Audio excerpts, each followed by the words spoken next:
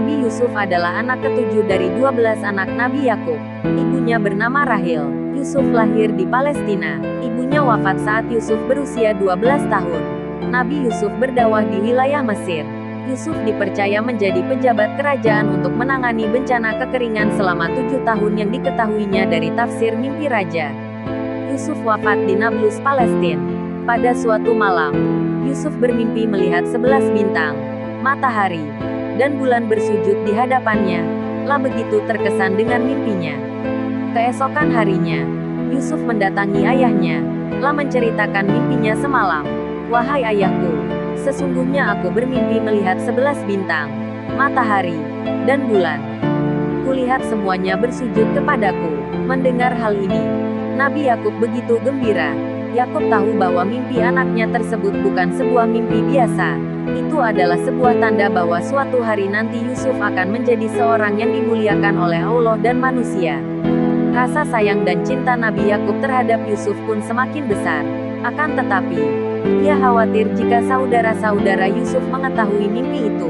Nabi Yakub pun berkata, "Hai anakku, janganlah kamu ceritakan mimpimu itu kepada saudara-saudaramu. Ayah khawatir jika mereka mengetahui hal tersebut, mereka akan mencelakakanmu." Rasa sayang dan cinta yang ditunjukkan oleh Nabi Yakub kepada Yusuf ternyata telah menimbulkan kebencian saudara-saudaranya. Mereka iri dan dengki. Mereka merasa Yusuf lebih dicintai daripada mereka. Adik Nabi Yusuf yang bernama Bunyamin pun ikut dibenci karena dianggap telah mendapatkan kasih sayang yang sama seperti Yusuf. Dalam sebuah pertemuan rahasia, saudara-saudara Yusuf yang iri hati berkumpul untuk membuat sebuah rencana keji. Salah satu dari mereka berkata, "Sesungguhnya Yusuf dan Bunyamin lebih dicintai oleh ayah kita daripada kita sendiri. Padahal kita ini adalah anak dari ayah kita juga. Ayah kita rupanya telah keliru dalam hal ini.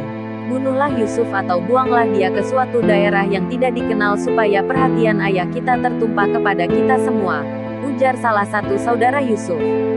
Yahuda, anak keempat Nabi Yakub, tampaknya tidak sependapat.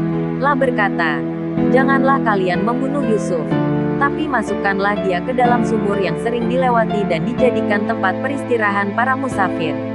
Dengan demikian, jika nanti para musafir itu menemukannya, mereka membawanya jauh dari kita. Mungkin nanti Yusuf akan dijual sebagai budak. Setelah itu, kita bertobat kepada Allah atas dosa-dosa kita dan menjadi orang yang senantiasa berbuat baik."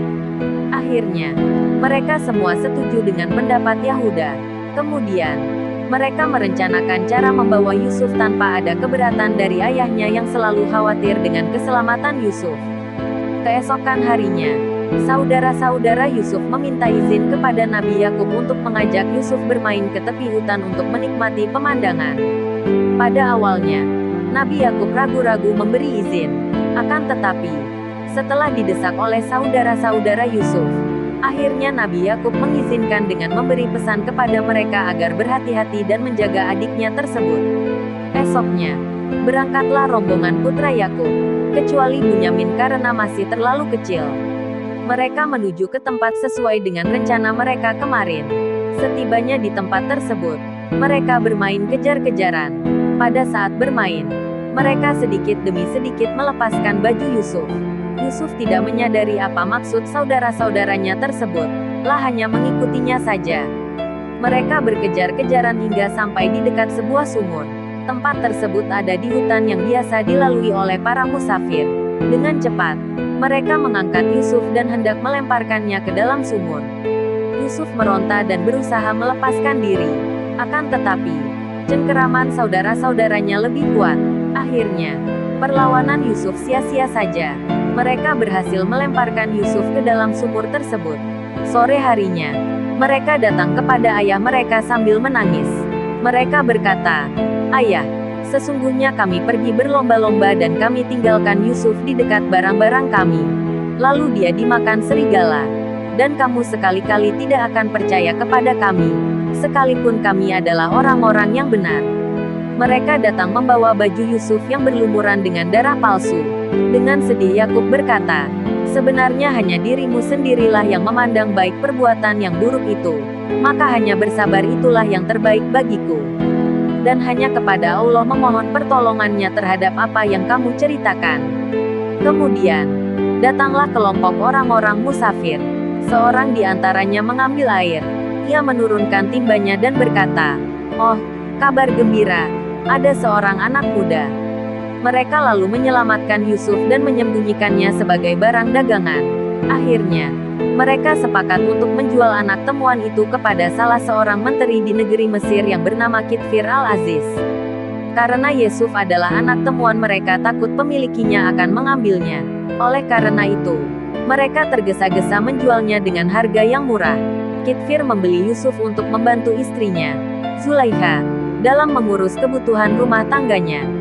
Kitfir berkata kepada istrinya, "Wahai istriku, berikanlah dia tempat yang baik. Mungkin dia akan sangat bermanfaat bagi kita. Atau jika engkau menginginkannya, kita bisa mengangkatnya sebagai anak."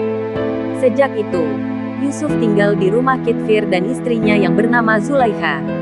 Yusuf bekerja dengan baik, cekatan, dan jujur. Oleh karena itu, ia diperlakukan sangat baik. Bertahun-tahun, Yusuf tinggal di rumah tersebut. Yusuf tumbuh dewasa, telah menjadi pemuda gagah dan tampan. Allah pun memberikan ilmu yang cukup luas kepada Yusuf. Awalnya, Zulaikha menaruh simpati kepada Yusuf karena kebaikan dan ketangkasan Yusuf dalam bekerja. Ketika Yusuf dewasa, rasa simpati itu berubah menjadi cinta. Zulaikha terpikat oleh kepribadian dan ketampanan Yusuf. Ketika suaminya pergi keluar kota, Zulaikha kemudian memanggil Yusuf ke kamarnya. Ia menggoda Yusuf. Sambil menutup pintu, ia berkata, "Marilah ke sini." Akan tetapi, Yusuf menolak dan hendak berlari keluar kamar.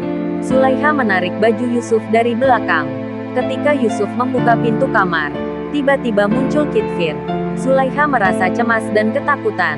Untuk membela dirinya, Zulaikha menuduh Yusuf telah berbuat buruk kepadanya. Yusuf sangat terkejut mendengar tuduhan tersebut. Ia berusaha menjelaskan kepada Kitfir bahwa dia tidak bersalah. Zulaikha lah yang memaksanya. Akhirnya, terjadilah tuduh-menuduh di antara keduanya. Mendengar pengakuan keduanya, Kitfir menjadi bingung. Oleh karena itu, ia bertanya kepada saudara Zulaikha yang terkenal jujur dan bijak. Saudara Zulaikha berkata, "Jika baju yang dikenakan Yusuf sobek di bagian depan, istrimu benar. Namun, jika baju Yusuf sobek di bagian belakang, Yusuflah yang benar." Kitfir lalu menoleh ke arah Yusuf, telah melihat baju Yusuf robek bagian belakang. Itu berarti istrinya yang bohong. Hal ini membuatnya sangat kecewa pada istrinya. Peristiwa tersebut membuat Kitfir merasa khawatir jika banyak orang tahu hal memalukan itu. Oleh karena itu, Kitfir berpesan kepada Yusuf, "Aku mohon kepadamu agar apa yang telah terjadi tidak engkau ceritakan kepada siapapun." Kemudian, Kitfir berkata pula kepada Zulaikha, "Dan engkau istriku, mohon ampunlah atas dosa yang telah engkau lakukan." Walaupun berusaha untuk dirahasiakan, peristiwa itu tersebar juga. Zulaikha menjadi bahan gunjingan di kalangan istri pejabat Mesir. Hal ini tentu saja membuat perasaan Zulaikha resah meskipun ia memang bersalah. Zulaikha kemudian mengundang wanita-wanita yang menggunjingkannya. Ia menyediakan tempat duduk bagi mereka. Zulaikha memberikan sebuah pisau untuk memotong jamuan buah-buahan kepada setiap wanita yang datang. Ketika para tamu sedang memotong buah, Zulaikha memanggil Yusuf. "Keluarlah, tampakkanlah dirimu kepada mereka." Wanita-wanita itu melihat Yusuf. Mereka kagum kepada ketampanan Yusuf.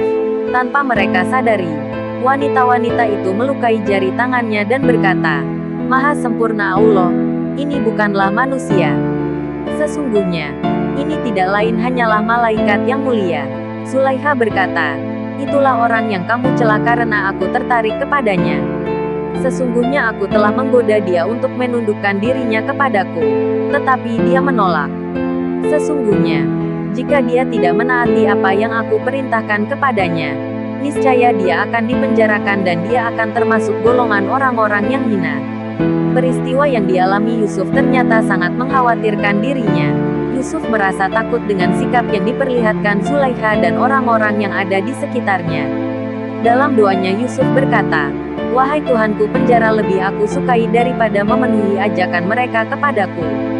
Jika tidak engkau hindarkan segala tipu daya mereka atas diriku, aku takut aku tidak mampu menghindari ajakan mereka sehingga aku termasuk orang-orang yang merugi. Doa Yusuf dikabulkan Allah.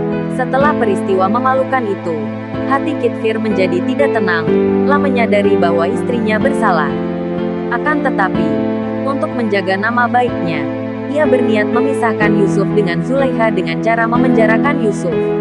Kitfir menyusun rencana agar Yusuf diadili dan diputuskan bersalah oleh pengadilan. Akhirnya, Yusuf pun dimasukkan dalam penjara. Yusuf berusaha sabar dan tawakal menghadapi ujian ini, lah berdoa kepada Allah agar diberikan kekuatan dan ketabahan. Di sisi lain, Yusuf bersyukur masuk penjara karena ia jauh dari godaan Zulaikha, lah dapat hidup tenang.